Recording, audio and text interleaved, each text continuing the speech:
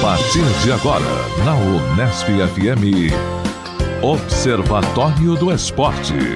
O programa que dá bola a todas as modalidades esportivas.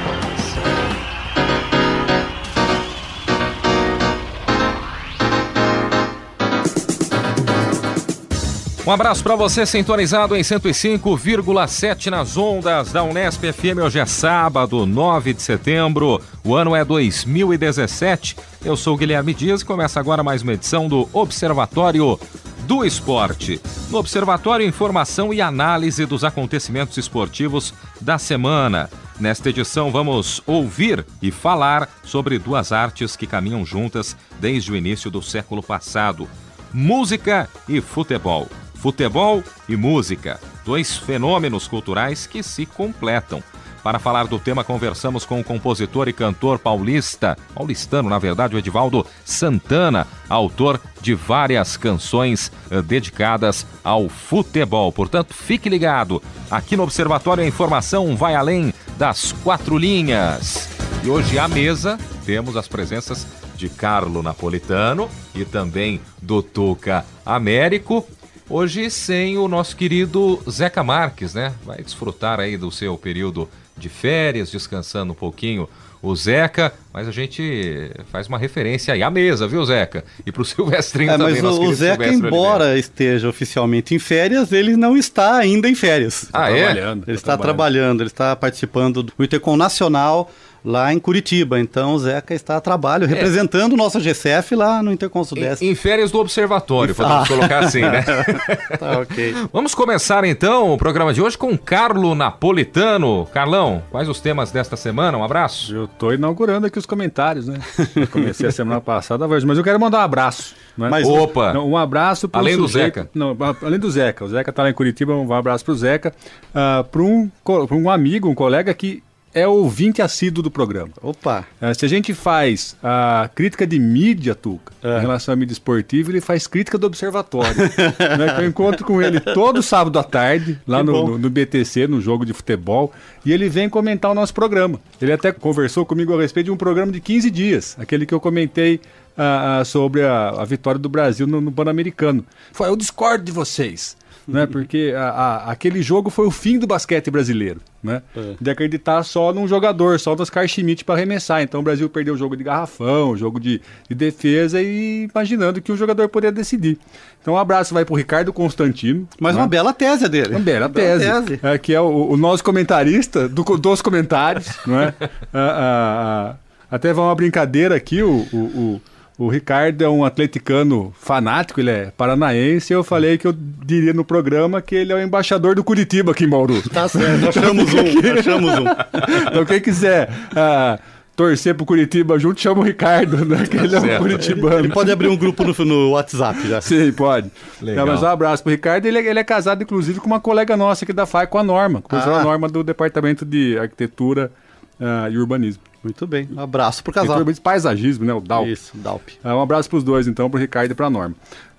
Primeiro, eu reinaugurei a semana passada as vaias, né? Verdade. Então, e vai continuar? Vou continuar. Eu faria esse comentário na semana passada, mas como o Zeca estava aqui, ele não deixa a gente falar, né? Então a gente tem mais tempo hoje, a gente pode falar um pouco sobre isso. Que seria uma vaia para a própria imprensa esportiva, né? Que quando o Corinthians ganhou 2 rodadas da Chapecoense lá em Chapecó, todo mundo cravou que o Corinthians já era campeão. Daí na rodada seguinte o Corinthians perde pro Atlético Goianiense, tá certo? Foi Sim. isso? Aí o campeonato ficou em aberto. Então eu fico impressionado como a imprensa esportiva não tem opinião. Né? Então, ou o Corinthians era campeão a uma rodada, ou o campeonato estava aberto a 2 rodadas. Né? Então não tem muita lógica. Acho que a diferença é muito grande. Não é? Existe a narrativa da semana, né? Então, acho que muda muito, né, Tuca? Isso me incomoda, ou seja, talvez aí querendo dar uma expectativa para um campeonato que já está fraco. Se o Santos vencer o Corinthians amanhã na Vila Belmiro, o campeonato está aberto. Se o Corinthians vencer o Santos amanhã, acabou o campeonato de novo. Até o próximo tropeço do Corinthians. Exatamente. E a gente só vai ter definição quando for campeão mesmo, né? Então acho que fica nesse lenga-lenga aí, eu acho que não vale a pena, e acho que a imprensa um pouco se perde nesse sentido, em especial a imprensa paulista.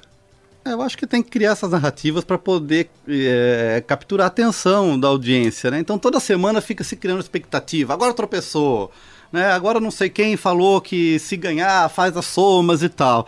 E na verdade não se analisa o que deveria analisar, que é o jogo, que é o campeonato, a condição do próprio campeonato que está fraco, né? Como a gente discutiu aqui semana passada, o calendário, apesar de serem críticas ou assuntos recorrentes, parece que todo ano a gente tropeça na mesma pedra, não aprende. O Palmeiras vence um clássico, tem 2% de chance de ser campeão conforme as estatísticas, né? E todo mundo fala, o Palmeiras está na briga. Não está faz tempo, né, gente? O Palmeiras já deu. Depende se o Corinthians tropeçar. E muito, né? Tem que tropeçar muito. Né? Mas eu acho que a imprensa vive disso, um certo setor da imprensa, né? Não vamos generalizar. E que é isso que alimenta as discussões cotidianas, né, da torcida. Então a gente tem um setor da imprensa que fica criando, alimentando essas pequenas discussões, esses debates, porque senão não tem audiência. E nessa semana, por falta de futebol, essa discussão, esse problema foi o Felipe Melo, né? Reintegrado, né, que teria acionado o Palmeiras na justiça, mas aí vem e fala que não acionou, que foi só notificação extrajudicial. E daí ele diz que não pediu desculpa pro Cuca, daí o Cuca fala que pediu, todo mundo fala que não pediu. Quer dizer, é criar notícia, né? Pela falta de futebol, né? De rodadas do Brasileirão. Não tem muito o que falar. Não tem muito o que falar, vamos inventar. Vamos inventar confusão. E por último, comentei na semana passada sobre a crise do basquete brasileiro, né? O basquete masculino fora do PAN de 2019, a seleção feminina também fora do Mundial, o Brasília saindo do NBB, e agora a notícia da semana aqui em Bauru, que o time de Bauru está sem patrocinador master, né? Isso foi anunciado pelo Twitter do Bauru Basquete na tarde de segunda-feira, e a Gocil, a empresa que é local, mas que tem atuação nacional na área de segurança, na área de condomínios, prestação de serviços. Ela anunciou também que vai sair do patrocínio, e o Bauru está aí como um caça-níquel, né, atrás de dinheiro para tentar manter o time como está. E existe alguma justificativa para o abandono do patrocínio? A crise? Bom, pelo menos conversei com o presidente, com o Beto, presidente do Bauru Basquete no começo da semana. Ele disse que não teve nenhuma justificativa, que na festa do título do NBB... que estaria tudo encaminhado para a renovação. Deram um sinal, ok, viu, vamos renovar. E algumas semanas atrás... Inclusive, quando teve moção de aplauso na Câmara, né, para a Gocil, para representantes da Gocil, logo na sequência, teve a apresentação do Rafael Hetzheimer, né, o retorno do Rafael Hetzheimer, numa cervejaria aqui em Bauru, e no bate-papo ali entre Gocil e direção do Bauru Basquete, parece que diretores da Gocil já sinalizavam, olha, se a gente não renovar, já mudou o discurso, né? Se a gente não renovar, a gente vai encaminhar algum outro patrocínio master para o Bauru Basquete. E no começo da semana chegou a informação de que a Gocil realmente estava fora e o Bauru Basquete ficou sem pai nem mãe, já com o andamento da temporada. Porque uma coisa, e aí a Gocil tem todas as suas razões, pode ter todas as justificativas e pode fazer o que quiser com o seu dinheiro, né? Uma coisa é chegar e falar, olha, legal, nossa parceria foi bacana, mas depois do título do NBB agora estamos saindo, deixando o projeto. Opa, bacana, legal. Outra coisa vamos renovar, viu? Daqui a pouquinho, vamos esperar mais umas semanas, vai dar certo. E aí o tempo foi passando, comeu muito tempo do Bauru Basquete, fica difícil reverter isso, já com a temporada em andamento, né? E com o retorno, né? Com a contratação do jogador, fica estranho isso, né? Você acaba de contratar... Você faz o planejamento contando já com a renovação. Sim. E de repente você não tem mais essa base, né, financeira para tocar o projeto para a temporada. Temporada importante, Bauru volta à Liga das Américas, né? Esteve impedido de disputar na última temporada e vai defender o título do NBB, né? Atual campeão do NBB. E engraçada não, triste, né? Essa situação no Brasil, que um time que é campeão num ano acaba sofrendo problemas de falta de patrocínio, quando o momento era justamente para se investir num time campeão. Exatamente. Sim. Né? É uma contradição, um paradoxo. Eu não consigo entender essas decisões empresariais. Me deixam extremamente confuso. Bom, e aí são duas situações, né? Bauru campeão brasileiro em 2002, imediatamente depois do título ele perde o patrocínio na época da Tilibra, né? E acaba, a gente lembra, infelizmente até com tristeza, acaba perdendo a sua equipe competitiva, faz um péssimo campeonato brasileiro em 2003 e depois acaba até se afastando das competições. Só que tivemos o caso recente da Pascoaloto. Pascoaloto saiu, muita gente na cidade falou, opa, agora acabou, né? O time que vinha brigando por títulos no NBB, campeão da Liga das Américas, campeão paulista, sai a Pascoaloto, vai acontecer o que aconteceu na época da Tilibra. E não foi isso que a gente observou. Entrou a Gocil e culminou aí no título de campeão brasileiro, né? O segundo título, dessa vez com o nome NBB. Então, dá para ter esperança. O que acontece é que o tempo agora está reduzido, né, Carlão? Com certeza, é lamentável, né? Então fica aqui também uma vaia, né? Pela falta de patrocínio, e Bauru, como diz o outro aí, está correndo atrás do prejuízo agora, né? É verdade, eu acho que falta também um certo planejamento. O Guilherme apontou aqui fora do microfone que apenas 5% da verba do time vem do sócio torcedor, né? Sim, então, quer dizer, é um caminho a ser explorado.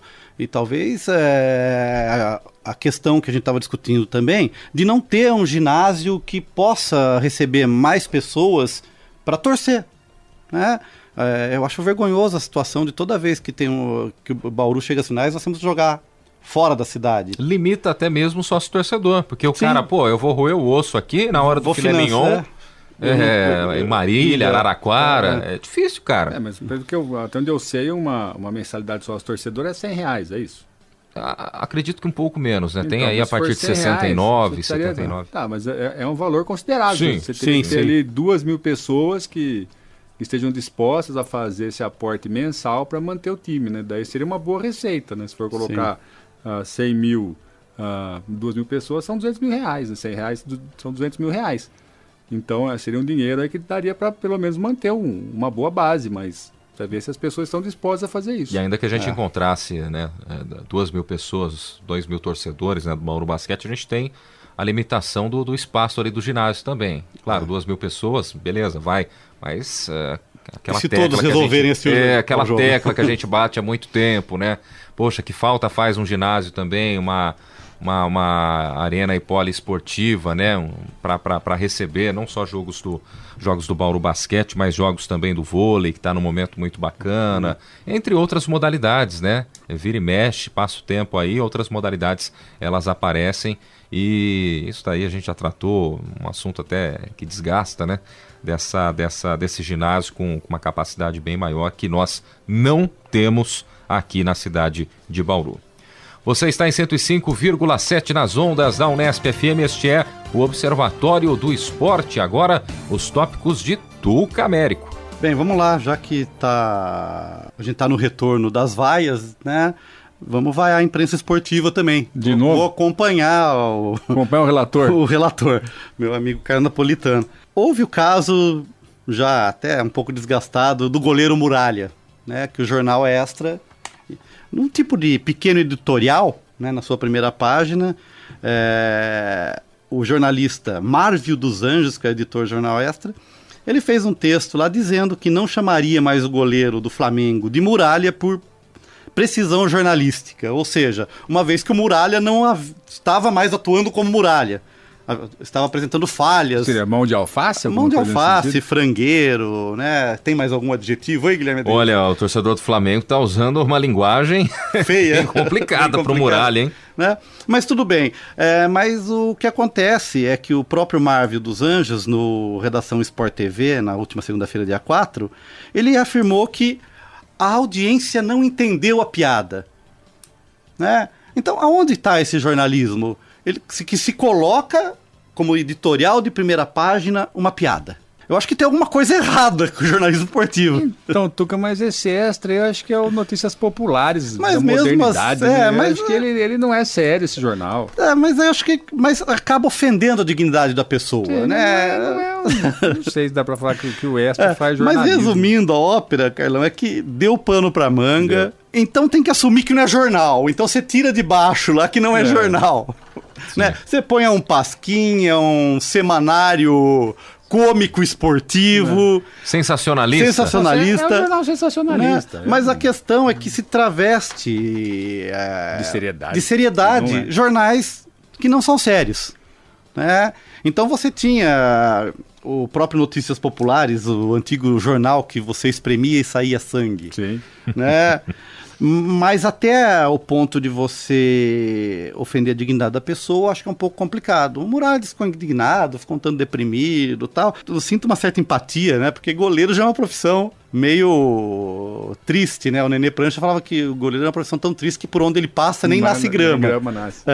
Então fica aí essa crítica e não sei se o jornal é sério ou não, mas houve aí um debate, uma polêmica. Sim. Então acho que a primeira coisa, então, é o público do jornal também assumir que aquilo no jornal não é sério e aqueles comentários não devem ser levados a sério. Ponto. Mas não é o que acontece.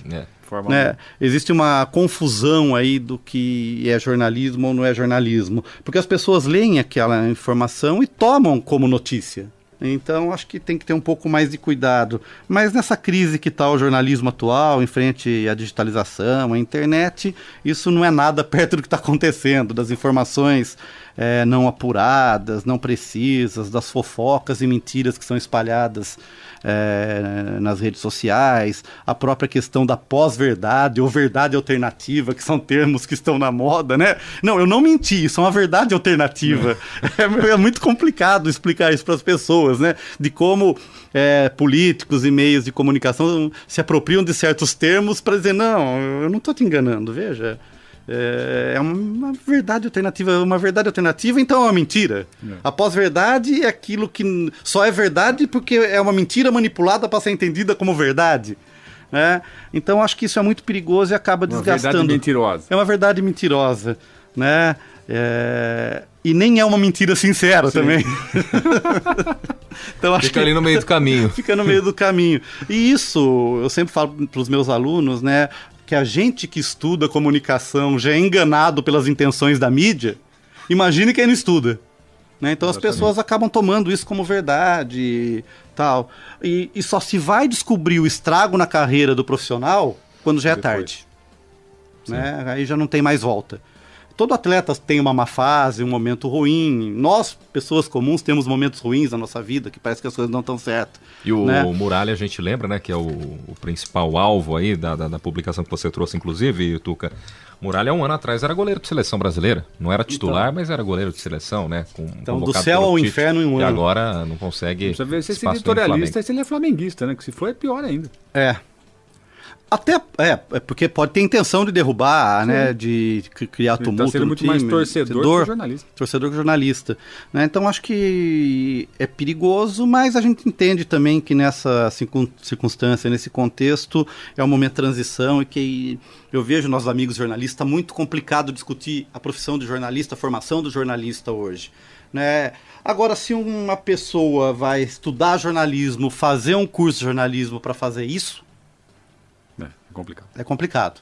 Vai contra tudo que a gente tenta passar para os nossos alunos aqui, né?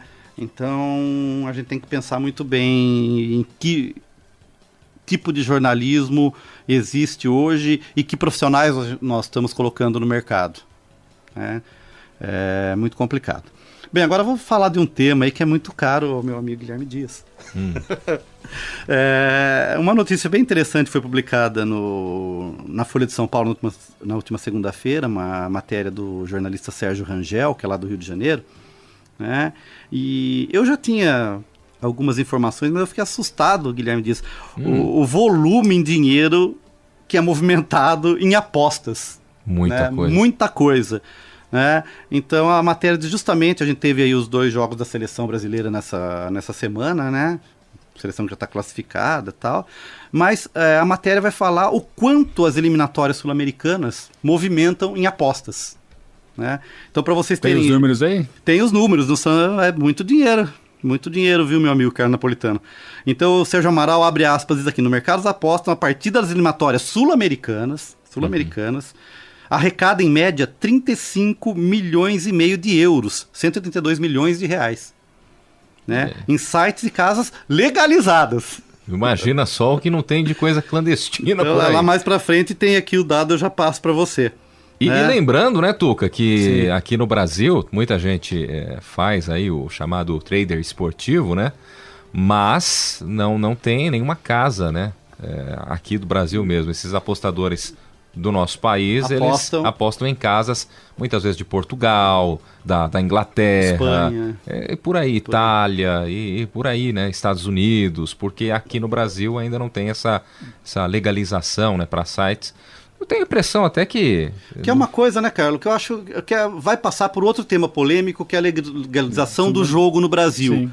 Né? Porque fica com essa falsa moralidade de não legalizar, e na verdade tudo isso acontece e o dinheiro do jogo não é tributado e não se reverte em impostos. A gente tem aposta no esporte, né?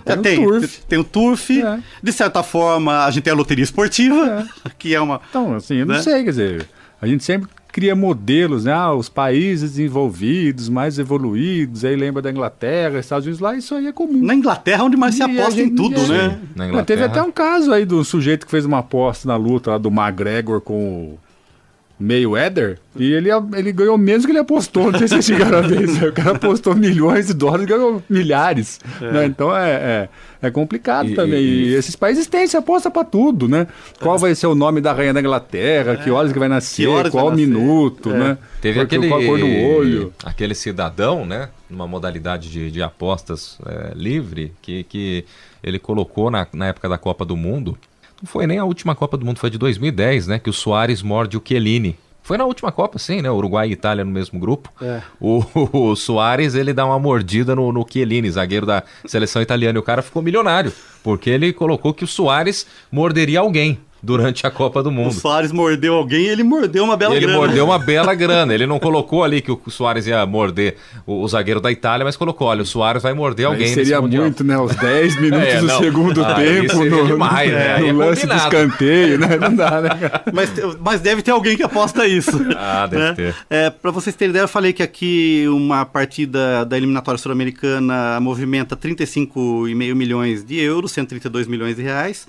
Lá na Europa, a média é quase o dobro. Né? As partidas lá na Europa, a média é de 66 milhões de euros, ou seja, 245 milhões de reais por jogo. É muita grana. Já ganhou isso aí, Guilherme, nas apostas? Não passei nem perto, mas esse jogo entre Brasil e Equador na semana passada, eu entrei com investimento no começo do segundo tempo. Beck ao Brasil. Entrou com investimento, gostei do jargão. Beck ao Brasil. E deu certo porque o Paulinho fez o gol, fui lá e fechei já, porque tem essa opção também, né? Você fechar antes do resultado final, você recebe bem menos que você receberia se ficasse exposto no mercado financeiro até o final da partida, mas o Brasil em vantagem já paga aí uma bela quantia. Mordeu uns trocos. Deu pra pagar o sorvete do final de semana. Agora, qual que é a intenção de você controlar, monitorar esse volume de apostas, né? Então tem uma empresa que é contratada, que não cita o nome aqui, né, na matéria, mas que é contratada pela Conmebol, porque eles querem monitorar o mercado de aposta para ver se existe suspeita de manipulação nos resultados dos jogos. Então, na verdade, o interesse em monitoramento é para se tem uma movimentação muito grande de dinheiro em alguma coisa em alguma aposta muito baixa, é porque alguma coisa vazou, alguma coisa está sendo manipulada, um juiz foi comprado, um jogador aceitou receber um certo valor para deixar de marcar um pênalti, alguma coisa assim.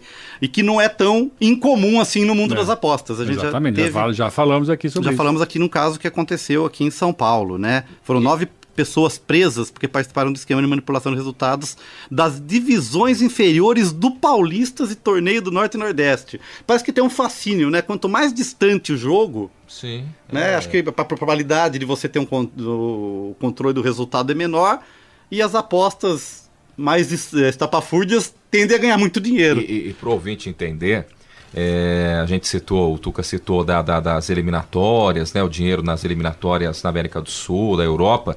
Semana passada eu estava, inclusive, vendo o que tinha à disposição entre as partidas da casa. Dá até para citar aqui a Betfair. Sim. E tinha jogo do Noroeste contra o Olímpia no Sub-20. Não é o time principal do Noroeste. É o Sub-20 do Noroeste, estava lá à disposição para quem quisesse apostar. Então, dá para imaginar, né? Não são partidas só Brasil, Argentina, não. Tem lá o Sub-20 do Marília, o Sub-20 do Noroeste. Então é difícil você ter o controle, né? Sim. Sobre tudo isso. Só para fechar então, Carlão, a gente falou até agora sobre as apostas legais. Sim. E a matéria aponta que as bolsas ilegais de aposta na Ásia... Eu chuto que deve ser muito maior. Arrecadam bilhões. Imagino. Bilhões de reais. Né? Então é um mercado muito... com um volume muito grande de investimento, de dinheiro circulando, mas que parece que faz sucesso. Exportamos o jogo do bicho, Tu? Exportamos o jogo do bicho, na modalidade futebolística. Disse que a gente já tinha o jogo do bicho aqui, mas lá o bicho se profissionalizou mesmo, viu? E não patrocina só a escola de samba, não. Muito bem, ô Tuca, mais um tópico pra gente fechar? Bem, eu vou antecipar a próxima matéria, né? Vamos lá. Eu vou falar um pouco, e talvez a gente puxe algumas lembranças também, Carlão, do programa Rock Bola, né? O programa Rock Bola é na 89 FM, já tem quase 2 anos. Quem tá lá é o locutor Zé Luiz, né? O Walter Casagrande Júnior, faz parte do elenco, são 4. O Branco Melo Titãs, e eu não sabia, tava sumido lá o Marcelo Rubens Paiva, né? Que escreveu Feliz Ano Velho, sim, fez muito sucesso também. Então eles têm um programa lá que eles falam de rock, de futebol, né? E isso me puxa aí a lembrança, não sei se você vai lembrar, já antecipando que nós vamos falar de música e futebol na segunda parte do programa. Eu já falei aqui esses dias, um programa atrás, o saudoso Balancê na Rádio Excelsior FM, não sei se chegou a acompanhar, lá nos anos 80, eu já sou velhinho. O Fleury acompanhava muito, né? Eu não lembro. Era um programa que era com o Osmar Santos, o Fausto Silva, né? Tinha uma dupla de comediantes que imitavam todo mundo, que era o Tatá e o Escova, que eram muito divertidos. E era um programa bem anarco, mas que trazia notícias. Mas mineiro só pegava o Globo. Pegava o Globo. Rádio Globo. Mas eu morava em Botucatu e pegava lá a Rádio Excelsior. Não chegava, né? Rádio Excelsior AM, ao meio-dia. Botucatu é mais alto. É mais alto. Tô no alto da cuesta, né? Mas eu acho interessante voltar a esse tipo de programa, né? Eu acho que é interessante que fique esse bate-papo. É um pouco o que a gente tenta recuperar aqui no espírito, mas o nosso espírito é mais da crítica da mídia esportiva. Sim. E lá um papo descontraído entre pessoas que curtem futebol e música. Eu acho que é um programa bem interessante. Fica também com uma dica cultural. Sim. E antecipando aí o que nós vamos discutir daqui a pouco. E tem uma média de audiência grande, né? Grande, é o 4º programa mais ouvido no período que ele é veiculado. E se bobear, compete com os programas da televisão, né? O Baita Amigos, o Bem Amigos, né? Que é mais ou menos o mesmo horário na segunda da noite. É um horário interessante, né? Acho que se consolidou também esse horário da segunda noite como horário de esporte, até porque você tem os acontecimentos do final de semana, ali no final da noite, a pessoa tá chegando e tá escutando esse bate-papo, né? Mas na verdade me parece que esse Rock Bola é bem mais Bem Amigos do que o Bem Amigos.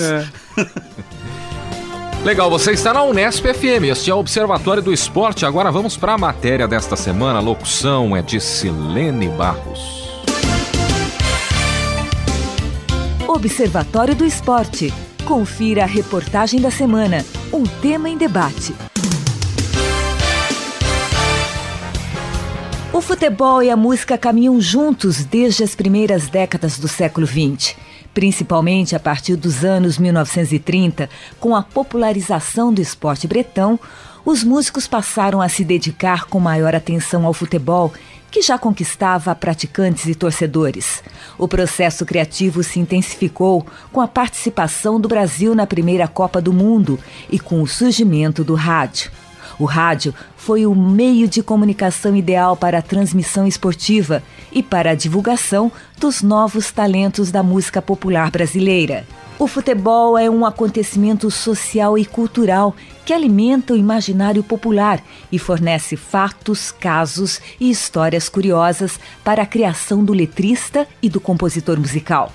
Os compositores falam do futebol arte, do futebol de várzea, do craque, do goleiro, da torcida, do time do coração e da paixão do brasileiro pelo esporte. São inúmeras canções interpretadas por cantores de todos os estilos. A produção do Observatório do Esporte entrevistou um músico paulistano que frequentemente toca no assunto futebol. Conversamos com o compositor, violonista e cantor Edivaldo Santana, que é um apaixonado pelo tema. Edivaldo Santana tem mais de 30 anos de carreira e 8 discos autorais. O compositor já escreveu sobre o Dr. Sócrates, da difícil missão do goleiro, do futebol arte e do futebol de várzea. Na composição de Edivaldo, letra e música fazem uma tabelinha perfeita. O futebol entra no ritmo do bolero, do samba, da gafieira, do swing da música brasileira. Na sequência, o músico fala de sua relação com o futebol, da inspiração e das composições. Confira neste boletim musicado. Maracanã inaugurado, saindo gente pelo ladrão, todo o povo enfeitado com faixa de campeão. Eu acho o seguinte, futebol tá na alma da gente, né? No Brasil, o futebol é uma coisa que já tá, a gente nasce chutando a bola.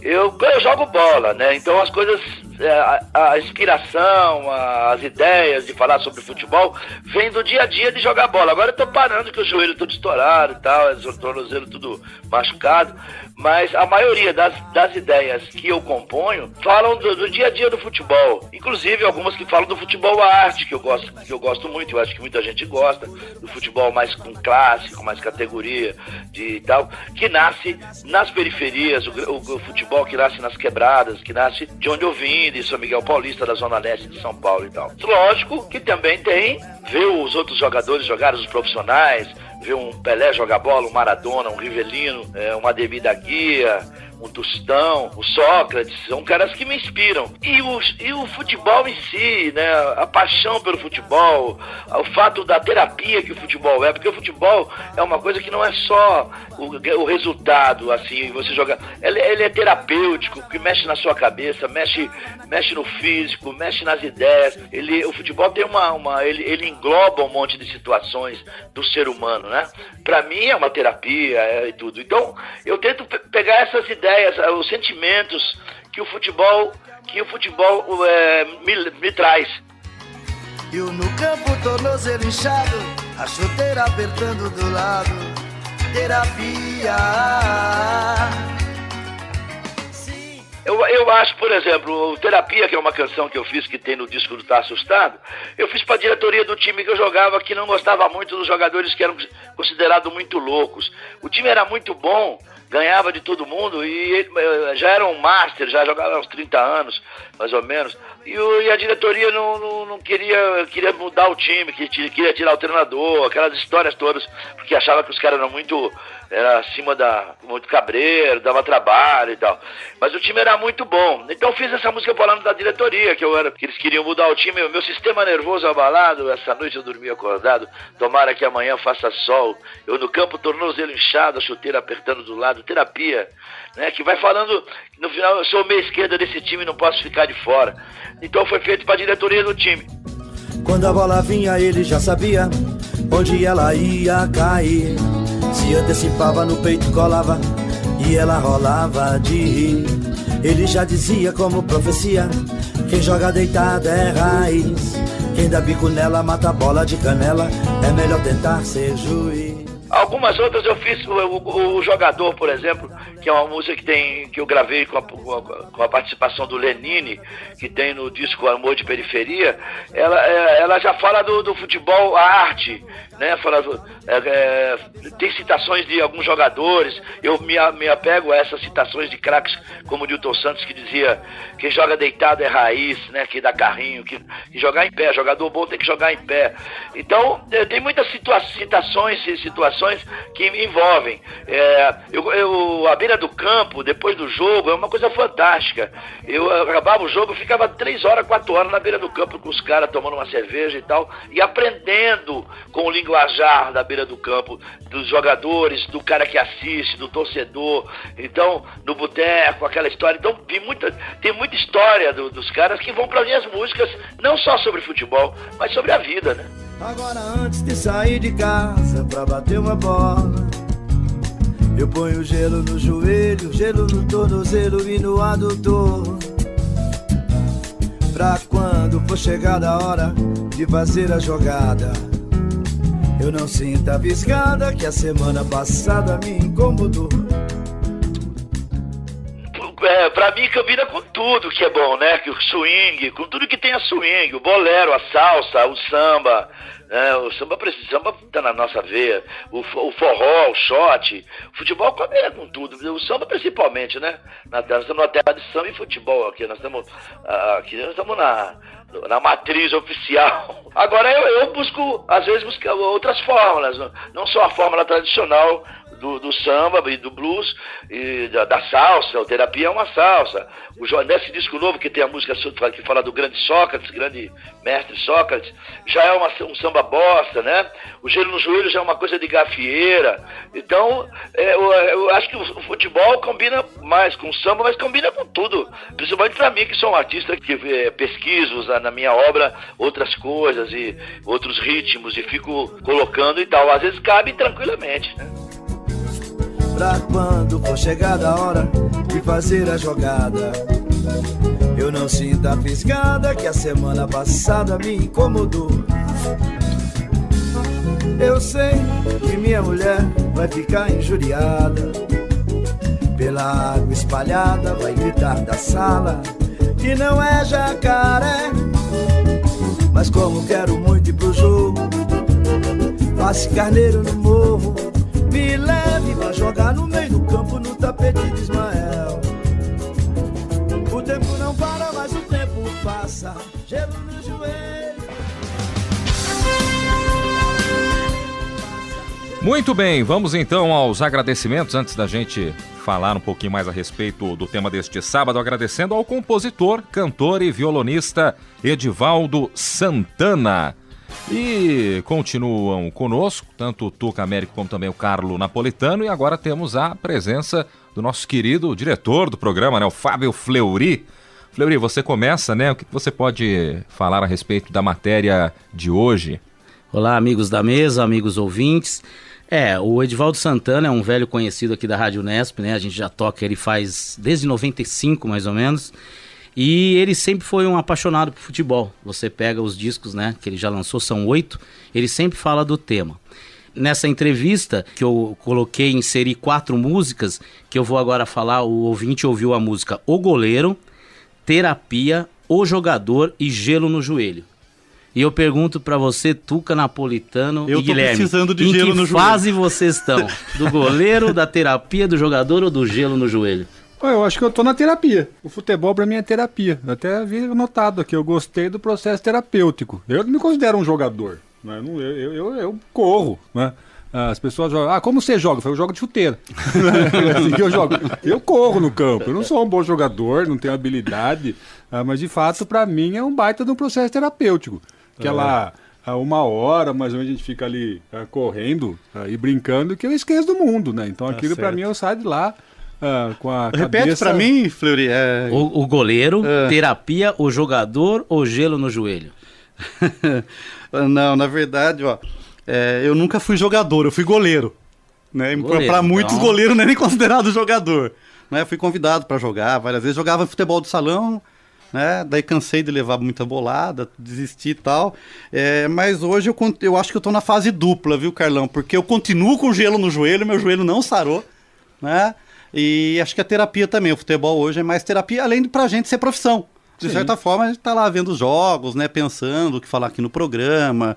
Eu tenho orientandos que discutem esse tema como pesquisa, assim como o Zeca, então também é um pouco de profissão. Mas eu acho que eu faço terapia com gelo no joelho. Olha, e sem perguntar pro Guilherme, eu vou me adiantar, vou fazer uma confissão. Não, o Paulo Pepa, ele está com a perna enfaixada, o tornozelo enfaixado do futebol. Certo, Pepa? Então tá fácil então matar. A música Gelo no Joelho serviu direitinho pra ele. Gelo no tornozelo, papai. Gelo no tornozelo. E pra você, Guilherme? Olha, tirando o jogador, o resto, terapia, gelo no joelho e goleiro também, viu? Porque como não conseguia me movimentar com tanta facilidade... Não, mas você era goleiro, né? Porque você era gordinho ou porque você pegava bem no gol? Não, mas olha, falando agora sério, né? Algum tempo atrás, altura pra goleiro eu nunca tive, né? E nem também essa competência. Mas, com 15, 16 anos, eu passei por categorias de base do Noroeste, Ferroviária lá em Araraquara, Linense. Nunca deu certo em lugar nenhum. Mas hoje em dia jogar futebol é realmente, né, uma terapia, embora sejam raras as oportunidades, né, difícil reunir a galera, mas é justamente isso. fase do gelo no joelho, porque o corpo já não responde como respondia antes, né? Então a gente sente bastante, até pelo excesso de peso. Goleiro justamente por isso, quando não tinha mais jeito, né, ali de desenvolver, principalmente no futsal nos últimos tempos, vai pro gol lá e improvisa. E a gente tinha que ir, mesmo não tendo aquele hábito, né? Com tamanho fechava o gol. No futsal dá. Eu sugeri uma música pro Edivaldo que seria O Torcedor, mas da poltrona. Que é esse que é meu estado hoje, nem gelo no joelho, nem jogador, nem terapia, nem goleiro, embora joguei muito futebol quando criança, moleque, adorava, mas hoje realmente é impossível. Mas deixa eu corrigir por várias condições. Claro. O Guilherme estava falando da questão do tamanho do goleiro, né? Mas lá nos anos 70, começo dos 80, os goleiros não eram lá tão altos como hoje, né? Então, um goleiro de 1,75 a 1,80, 1,82, 1,85, era um goleiro alto já para os padrões. É que hoje que a gente tem esses caras de 1,90m. O Valdir Pérez, né? Que morreu. Pérez, o próprio Leão não era tão alto assim. O Tafarel. O Tafarel já era um pouco mais alto. 1,69, viu, Tuca? E depois dá pra ser goleiro de futebol de botão. E quando eu tinha lá meus 13, 14 anos, isso já 2003, 2004, então já não dava, os goleiros já estavam bem era outro padrão já, sim.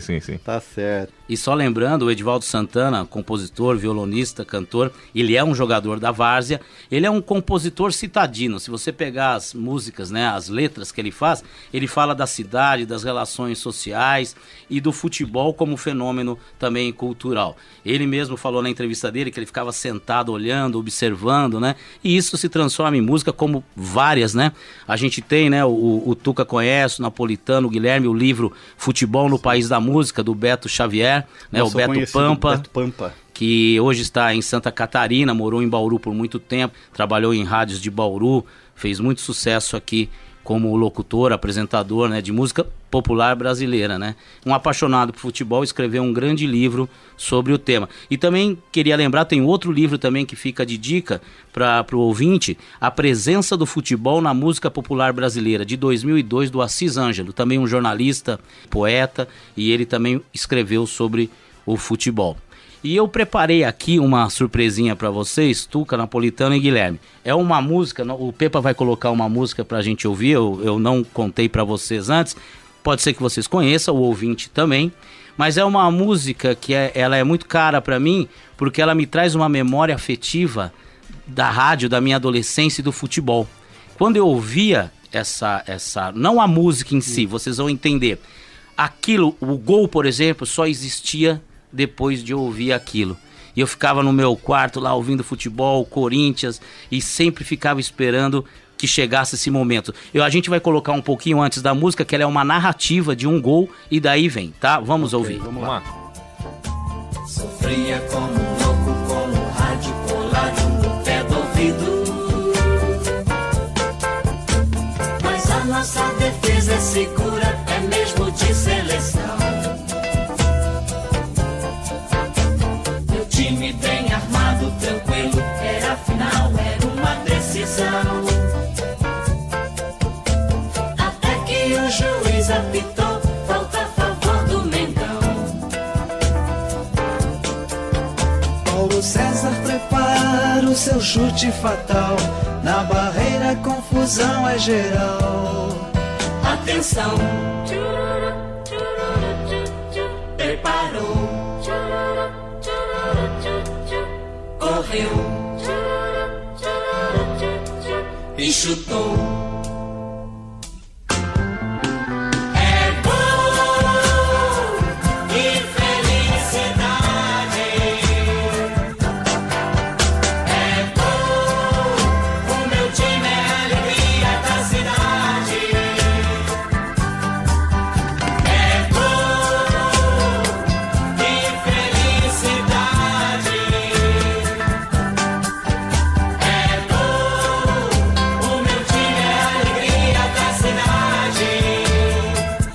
Atenção que vamos repetir o gol. Atenção. Preparou. Correu. E chutou.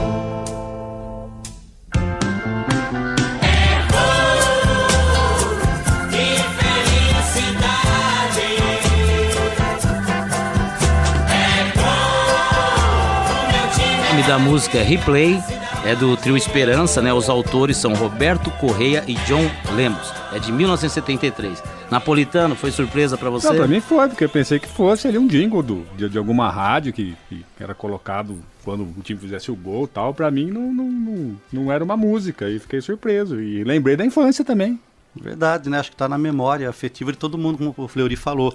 É incrível, porque eu tinha essa impressão também, embora depois de velho eu descobri que era uma música mesmo, Trio Esperança, mas lá da primeira vez, quando escutava meu pai ouvindo rádio, era na Jovem Pan, né? Eu tinha essa ideia que era uma vinheta, né? Que era igual a Globo tinha o Brasil, né? Ficava toda vez a marca do gol.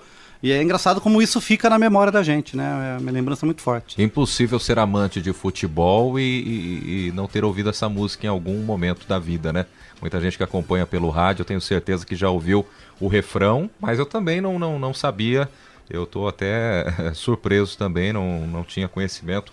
Música da década de 70, né? Repete. 1973. Replay. Muito bacana, né? E como não voltar, né, alguns anos e lembrar, né, tantos jogos que a gente ouviu pelo rádio, hoje até caminho nessa profissão, nessa jornada também, muito bacana mesmo, Fleury. Eu gostei da surpresa, hein? Tá de parabéns. E o Tuca acho que é fã do Tostão, não é? Você sempre fala, né? Tostão. Eu acho o grande cronista do futebol atual, que eu acompanho aí na imprensa. Para mim o Tostão tá distante em termos de qualidade da maioria dos cronistas brasileiros de futebol. A gente tem inúmeras músicas, né? Seria impossível mostrar todas, até montar um pupurri aqui demoraria muito tempo. Mais uma que eu acho muito interessante, que é de 1969, tá? Que é Aqui é o País do Futebol. E daí vou falar por que o Tostão tem a ver com isso. Vamos ouvir, Pepa? Brasil está vazio na tarde de domingo, né? Olha o sambão, aqui é o país do futebol. Brasil está vazio na tarde de domingo, né? Olha o sambão, aqui é o país do futebol. No fundo desse país, ao longo das avenidas, dos campos de terra e grama, Brasil só é futebol. Nesses 90 minutos de emoção e alegria, esqueço a casa e o trabalho, a vida fica lá fora, a cama. Brasil está vazio na tarde de domingo, né? Olha o sambão, aqui é o país do futebol. Aqui é o país do futebol. Pra você que perguntou, Tuca, é do filme, é da trilha sonora do filme Tostão, A Fera de Ouro, de 1969. Fernando Brant e Milton Nascimento. Tudo bem, bela música. 2 craques da música, né? Tabelinha perfeita. Opa, com Tostão então? Não, e se o futebol tem a sua melodia, né, a sua harmonia no toque de bola, no chute, no passe, na corrida, na música isso fica configurado, né? A melodia dessa música, né?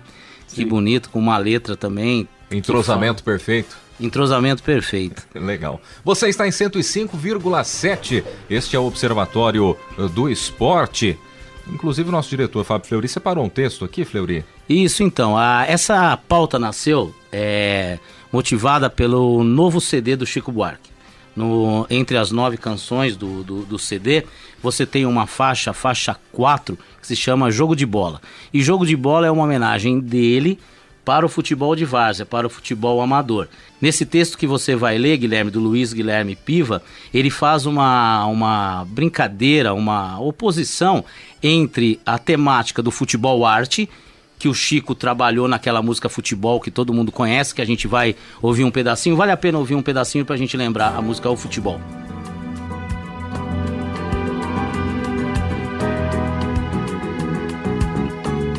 Para estufar esse filó, como eu sonhei, só se eu fosse o rei. Para tirar efeito igual ao jogador, qual compositor, para aplicar uma firula exata que pintou, para emplacar em que pinacoteca nega, estrutura mais fundamental que um chute a gol, com precisão de flecha e folha seca, parafusar algum João na lateral. Então essa é a música O Futebol, uma homenagem do Chico, né? Para o futebol arte, para os craques. E no novo CD ele fez essa homenagem ao jogo, ao amador, ao futebol amador. Guilherme, leia pra gente esse texto do Guilherme Piva, em que ele trabalha essas duas relações. No blog do Juca Kfouri, né? O título aqui, Duas Canções, por Luiz Guilherme Piva. As canções do futebol e o jogo de bola, de Chico Buarque, tratam de universos muito distintos e que os próprios títulos denunciam. Um é o do esporte oficial, com os jogadores, o campo, estádio, os torcedores se transmutando em artistas, palco e espectadores de um espetáculo de alta nobreza. As jogadas descritas superam a própria arte em suas expressões mais clássicas.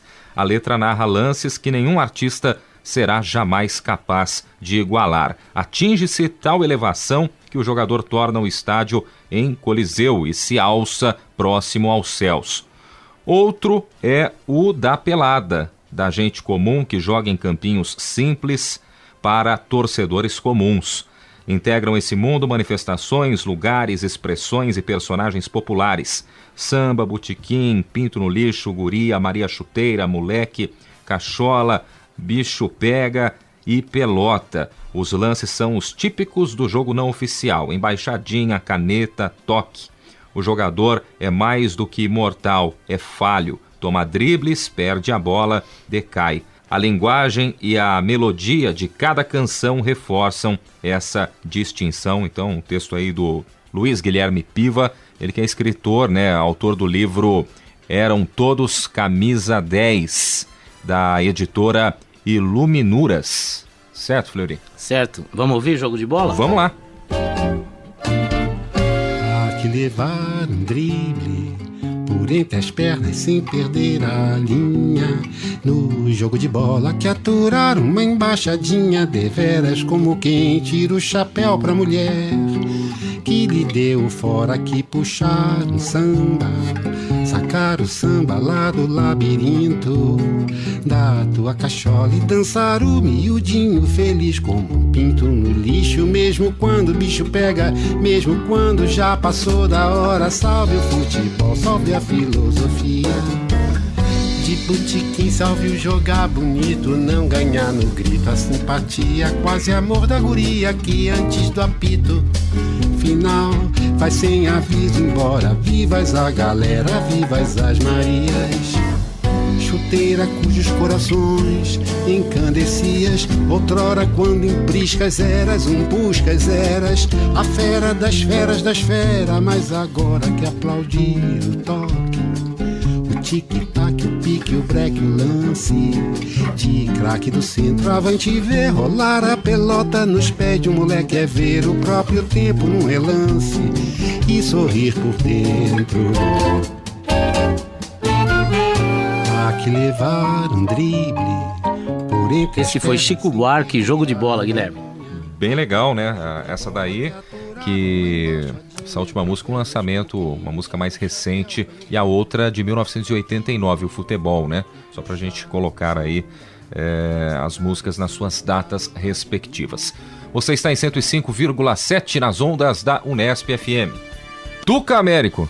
Bem, eu quero tomar o lugar do nosso faltante Zeca Marques aqui. Eu tenho certeza que se o Zeca estivesse aqui, ele deve estar ouvindo o programa, depois ele vai ter o direito a me contestar ou não. Eu tenho certeza que se o Zeca Marques estivesse aqui, ele falaria sobre o texto do Pier Paolo Pasolini, né, o cineasta italiano dos anos 70, que infelizmente já morreu, que ele tem um texto intitulado Futebol é uma linguagem com seus poetas e prosadores, que foi publicado em 1971 no jornal italiano Il Giorno. Né? E nesse texto, o Pasolini, inspirado pela final da Copa do Mundo de 70 entre Brasil e Itália, que o Brasil foi campeão, né? Tricampeão, ele cria uma distinção entre o futebol de prosa, que seria o futebol mais burocrático, né? Europeu, no caso ali representado pela Itália, e o futebol poesia, que seria o nosso jogo bonito representado pelo Brasil de 70, né? Eu acho que isso cabe um pouco em cima do que a gente está discutindo aqui nesse espírito, como a música também retrata o futebol, e o próprio texto fala um pouco disso, né? Lá na sua vontade de expressar o que seria o futebol pra gente. E fica a dica pro ouvinte, né, que é amante de futebol e música. Na internet, se você começar a pesquisar, você vai encontrar inúmeras canções, né? Inclusive a do seu time preferido. Só do Corinthians eu encontrei 20, Guilherme. Ah, é? Só do Corinthians? Só do Corinthians. E com uma surpresa, o Gilberto Gil, em 1984, fez uma música pro Timão chamado Corinthians. Que legal, E ele deu para uma cantora, TT Bahia, gravar, mas tem na internet ele no violão mostrando para ela uma fita demo, né? Ele cantarolando a música e tal. Tem a Rita Lee também, uma música muito legal pro Corinthians, várias. E o Flamengo realmente é o mais cantado, podia pensar em toda semana colocar um trecho de uma música no programa, né? Do Corinthians? Não do Corinthians. Só vai sobrar música pro Corinthians. Então eu faço uma provocação palmeirense. Quantas músicas você conhece do Palmeiras? Não, acho que eu não conheço nenhuma. Napolitano, então eu vou lembrar uma do Palmeiras, mas vai com o rival Corinthians. Lourenço e Lorival tem uma música que se chama Palmeiras versus Corinthians. E é muito interessante. Quem ganhou? Acabou 1-1. Mas ficou na carona do Corinthians. Tem corintiano aí, tem sim senhor. Tem palmeirense aí, tem sim senhor. Quando o Corinthians ganha lá no bar, o samba esquenta. Quando o Palmeiras ganha, não há macarrão que aguenta. Pros corintianos vai nosso abraço apertado, pra torcida do Palmeiras vai nosso aperto de mão. Nossa desculpa por essa brincadeira, é o Corinthians e o Palmeiras, a alegria do povão. Lourenço e Lorival, Palmeiras e Corinthians, né? Napolitano, né, Guilherme? Acabou tudo em paz. Em Palmeiras aí. Acho que até pra gente fechar o bate-papo, a matéria da semana, que, aliás, muito bacana, né, agradável. A música que te vem à cabeça, Carlão, logo de cara, quando você pensa em futebol, qual que mais chama a atenção? Eu acho que o Tuca cantou a bola e ficou na minha memória, o Fio Maravilha. O Fio Maravilha? Tá, eu já emendo também, é o Fio Maravilha, mas eu não sei porquê, ou sei muito bem, eu tenho uma lembrança muito forte do Camisa 10. Camisa 10. É, Camisa 10, porque ela é cantada por Luiz Américo. E sempre me perguntaram, eu sou o Tuca Américo, se eu sou parente de Luiz Américo. Não, eu não sou parente de Luiz Américo. Mas quando eu era moleque, eu falava, não, é meu tio. E tinha o maior orgulho de mentir pra molecada. Olha, pra mim também, Camisa 10. Fica, e é claro, né? Acho que a mais recente fez sucesso, né? Falando de futebol, dessas últimas, pra mim, pelo menos, foi a do Skank, né? Que eu cresci praticamente ouvindo na juventude, mas essa do Camisa 10 é que marcou, pelo menos no meu caso também. Aqui no índice do livro do Beto Pampa, tem uma música também do Chico, ele fala, tangenciando o futebol, né? Aqui na Terra estão jogando futebol. Né? Que essa música é Bye Bye Brasil? Não, Aqui na Terra estão jogando futebol é o Chorinho, meu caro amigo. Meu caro amigo. Aqui na Terra estão jogando futebol. Exatamente. É essa mesmo. E você, Fleury? Eu já até preparei a música, mas é uma homenagem. Até outro nível, né? O Tuca falou de cinema, né? É uma composição que eu pesquisei, que ela tem 2 letras, e eu não consegui descobrir quem fez a segunda. A primeira letra, ela fala do samba, é uma homenagem ao samba, mas daí ela foi regravada como uma homenagem ao futebol. A música que eu tô falando é de Luiz Bandeira, se chama Na Cadência do Samba, que ficou conhecida, Que Bonito É. E a orquestra é do Valdir Camon. Quem foi ao cinema nos anos 60, 70, vai lembrar. Que era o Canal 100. Canal 100. Fica a nossa despedida, então, em cores. Cores, isso, verdade. Então vamos encerrar com essa música, né, que lembra o cinema. E você, ouvinte, faça a imagem na sua cabeça de uma jogada, qualquer jogada do seu time, do seu jogador preferido, que essa música, ela alimenta esse imaginário do futebol. Vamos ouvir.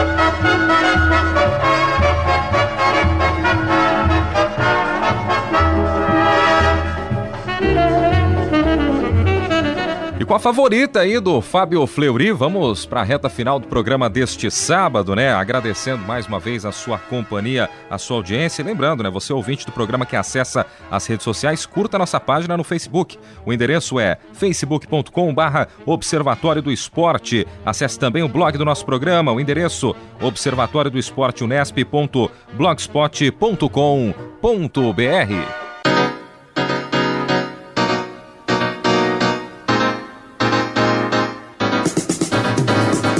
E o Observatório do Esporte deste sábado vai ficando por aqui. Teve locução de Guilherme Dias, com comentários de Turca Américo, Carlo Napolitano e também com a presença hoje do nosso diretor, o Fábio Fleury. Equipe de reportagem, Isaac Toledo, Gabriela Brizotti, Tomás Garcia, André Magalhães, Gustavo Lustosa, Camila Gabriele, Luana Antunes, Marina Borges, Sérgio Pantolfi, Ana Cristina Marcília e Aline Campanhã.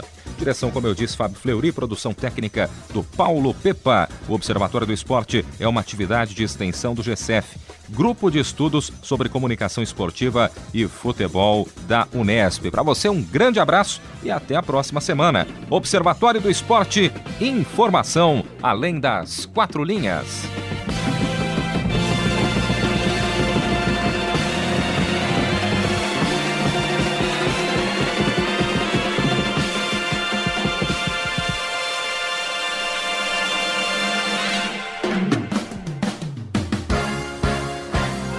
A Unesp FM apresentou Observatório do Esporte, o programa que dá bola a todas as modalidades esportivas.